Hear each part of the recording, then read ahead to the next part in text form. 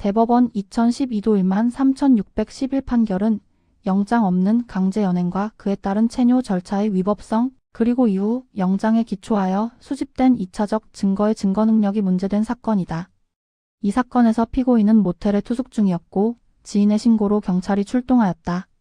신고 내용은 피고인이 마약을 투약한 것 같거나 자살할 우려가 있다는 취지였다.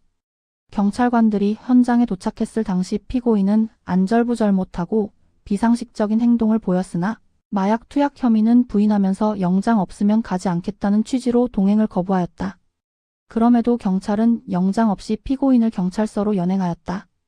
경찰서에서 1차 체뇨 절차가 이루어졌고 간이시약 검사에서 메스암페타민 양성 반응이 나오자 피고인은 소변 검사 시 인서에 서명하였다. 이후 경찰은 긴급 체포 절차를 밟고 법원으로부터 구속영장과 피고인의 소변 모발에 대한 압수수색 검증영장을 발부받았다. 그에 따라 2차 체뇨 및 체모가 이루어졌고 국립과학수사연구소에 소변 감정서와 모발 감정서가 제출되었다. 쟁점은 세 가지였다. 첫째, 피고인이 동행을 거부하였음에도 영장 없이 강제로 연행한 행위가 위법한 체포에 해당하는지 여부였다. 둘째, 위법한 체포 상태에서 이루어진 1차 체뇨 요구가 위법한지 여부였다. 셋째, 이후 법관의 영장에 기하여 이루어진 2차 체뇨와 그 결과인 감정서가 2차적 증거로서 증거 능력을 가질 수 있는지 여부였다.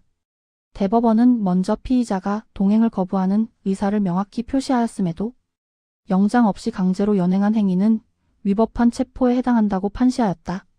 그리고 그와 같은 위법한 체포 상태에서 이루어진 체뇨 요구는 개별적으로 분리하여 적법성을 판단할 것이 아니라 마약 투약이라는 범죄에 대한 증거 수집을 위하여 연속하여 이루어진 일련의 과정으로 보아야 하므로 전체적으로 위법하다고 평가하였다. 따라서 1차 체뇨에 의하여 작성된 소변 검사 시 인서는 위법 수집 증거로서 증거 능력이 없다고 보았다. 그러나 대법원은 2차적 증거에 대해서는 다른 결론을 내렸다. 형사소송법 제308조 2에 따라 위법하게 수집된 증거뿐 아니라 이를 기초로 획득한 2차적 증거도 원칙적으로 배제되어야 하지만 절차 위반의 내용과 정도, 위반과 증거 수집 사이의 인과관계, 이후 절차의 독립성과 적법성 등을 종합적으로 고려하여 인과관계가 희석되거나 단절되었다고 평가되는 예외적인 경우에는 증거 능력을 인정할 수 있다고 하였다.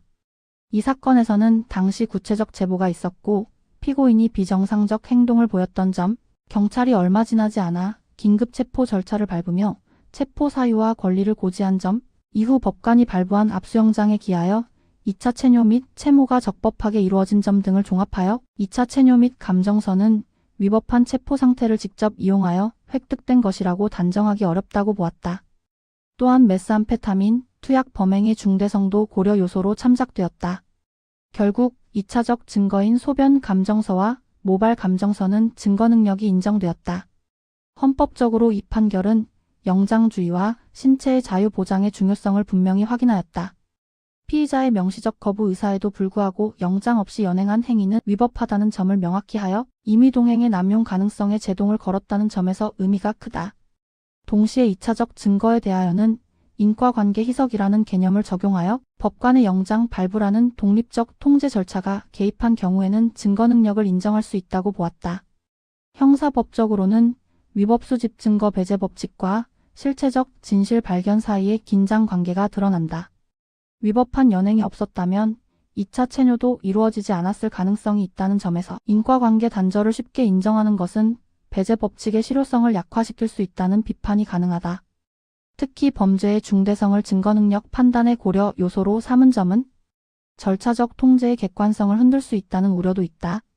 그럼에도 대법원은 위법의 정도가 헌법상 영장주의를 현저히 침해할 정도에 이르렀다고 보기는 어렵다고 평가하며 후속 영장 집행의 독립성을 중시하였다.